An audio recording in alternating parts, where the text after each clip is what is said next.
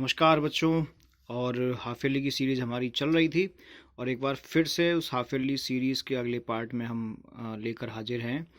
Question number 28 ये dissolution और partnership firm से है। इसमें जर्नल एंट्री पूछी है। जी हाँ, आपने सही सुना, इसमें जर्नल एंट्री पूछी है। तो क्वेश्चन मैं शुरू करता हूँ फटाफट से। Pass necessary journal entry in the following cases on the dissolution of partnership firm of partner X and Y.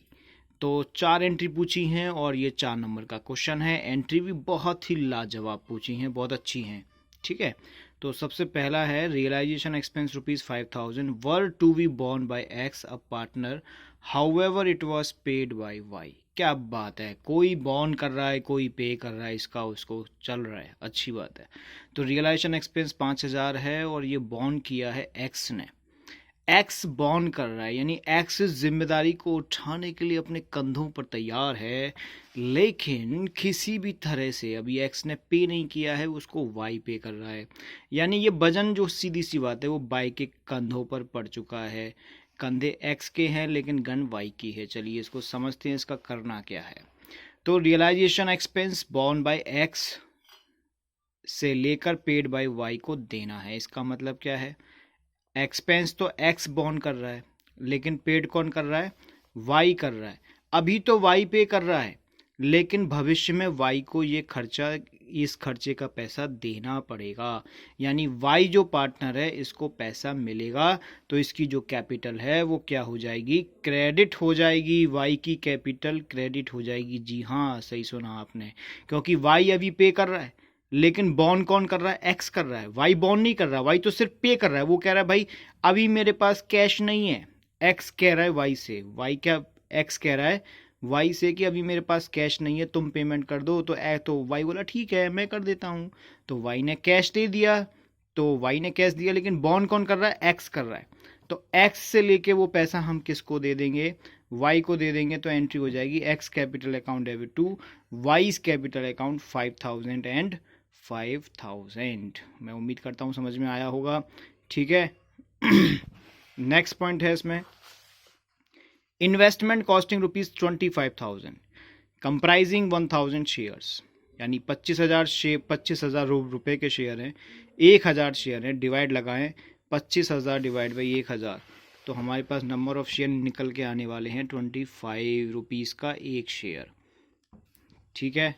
Had been written of, जो कि रिटन ऑफ हो चुके हैं फ्रॉम द बुक्स से। बुक्स में वो शेयर है ही नहीं। हाँ जी, है ही नहीं, तो इसका मतलब अब ये रिकॉर्ड ही नहीं है। Had been written off from the books completely. चलिए रिकॉर्ड नहीं है तो हमारे लिए अनरिकॉर्डेड एसेट्स बन गई। These shares are valued at ₹20 each and were divided amongst the partner. Yes, अब इन शेयरों की वैल्यू की गई है भैया, एक शेयर की वैल्यू ₹20 लगाई गई है और इसको पार्टनर डिवाइड कर रहे हैं आपस में। वाह वाह वाह, क्या बात है।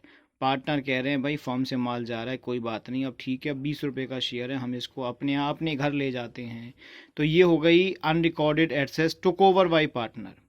जब अनरिकॉर्डेड एसेट्स टुक ओवर होती है तो बच्चों क्या एंट्री होती है, जी हाँ आप सही सोच रहे हैं, पार्टनर का कैपिटल क्या होगा, डेबिट होगा।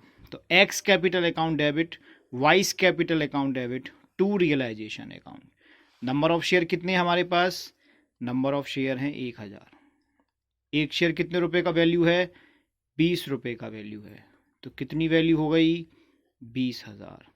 हम 20,000 को क्या करने वाले हैं, डिस्ट्रीब्यूट करने वाले हैं एक्स और वाई में 10-10 हज़ार रुपये से।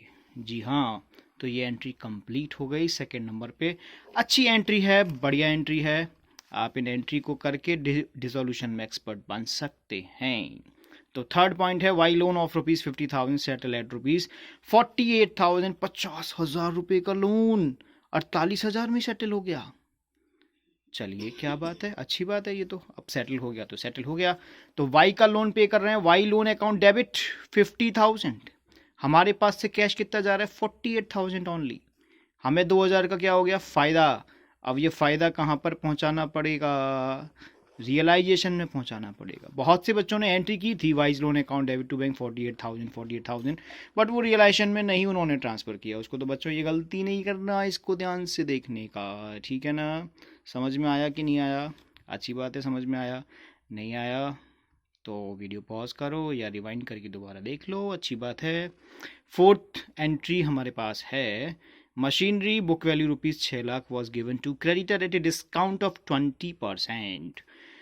मशीनरी दी जाती है क्रेडिटर्स को, मशीनरी की बुक वैल्यू कितनी है 6 लाख रुपए, क्रेडिटर्स को दी जाती है 20% के डिस्काउंट पर। ठीक है, बुक वैल्यू 6 लाख, मशीनरी किसको दी जा रही है, क्रेडिटर्स को 20% के डिस्काउंट पर। तो चलिए क्या लिखा है इसमें, creditors accept to the machinery, no entry. Creditors ने मशीनरी क्या कर ली, एक्सेप्ट कर ली। अब क्रेडिटर्स की वैल्यू हमें गिवन है नहीं, मशीनरी को हमें सीधे सीधे दिया है कि 20% पर वो वैल्यूड वो क्रेडिटर्स को दी जा रही है, तो ठीक है। एसेट्स का लाइबिलिटी के बदले एसेट्स को दिया जा रहा है, तो जब भी ऐसा होता है उस केस में हम कोई एंट्री नहीं बनाते हैं। तो ये 4 एंट्री करके आपको पूरे 4 नंबर मिलने वाले हैं एग्ज़ाम में, तो आप सीख चुके हैं, अच्छी बात है। और हाँ, इस क्वेश्चन का क्लास में से सही जवाब देने वाले बच्चे, उनका नाम मैं एक बार बोल देता हूँ। अर्पित पांडे हैं, कार्तिक अग्रवाल हैं, राघव खंडेलवाल हैं और मृदुल पाठक हैं। मृदुल पाठक और राघव खंडेलवाल, कार्तिक, अर्पित पांडे, आप सभी को कॉन्ग्रेचुलेशन। और जो इस वीडियो को देख रहे हैं उनको एडवांस में कॉन्ग्रेचुलेशन, इस चैप्टर की एंट्री को सीख चुके हैं आप। इन 4 एंट्री को अच्छे से प्रैक्टिस कीजिए, बहुत इंपॉर्टेंट एंट्री थी, आपकी स्टडी में काम आएंगी, बोर्ड एग्जाम की तैयारी में काम आएंगी। ओके, तो फिर मिलेंगे नेक्स्ट वीडियो में। बाकी अदर वीडियोज़ के लिए इसके डिस्क्रिप्शन लिंक में जाइए और अदर क्वेश्चन जो है उसके लिंक पाइए। मिलते हैं फिर अगली वीडियो में।